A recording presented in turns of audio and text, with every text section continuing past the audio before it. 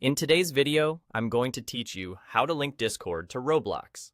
By the end, your Roblox account will be connected to your Discord profile, making it easier for communities that support it to recognize your account and, in some cases, use it for role syncing or verification.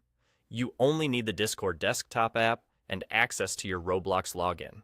Start by opening Discord on your computer. Look toward the bottom left of the window, next to your avatar and username. You'll see a small gear icon labeled User Settings. Click that gear to open your personal settings.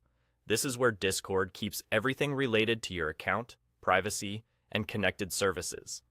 Inside User Settings, find the section called Connections in the left sidebar. Connections is the hub for linking external accounts to Discord. It's designed to be quick and secure, and it helps display verified accounts on your Discord profile if you choose to show them. Now, in the Connections page, look for the Roblox icon. Click the Roblox icon to start the linking process. Discord will open a secure Roblox login window or redirect you in your browser.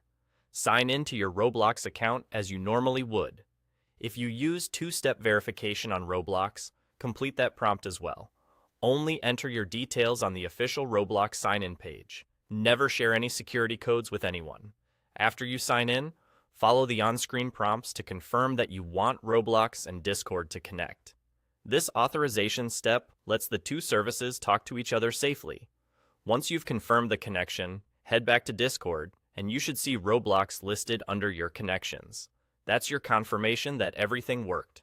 From here, your Roblox account is linked, and where supported, servers can detect it for verification purposes. If you prefer more privacy, remember that connections can be shown or hidden on your profile, and you're always in control of what others see. If the Roblox icon doesn't appear, make sure you're in the right place. User Settings, then Connections, and try updating the Discord app or restarting it. Also check that your browser or app isn't blocking pop-ups, since the login flow may open a separate window.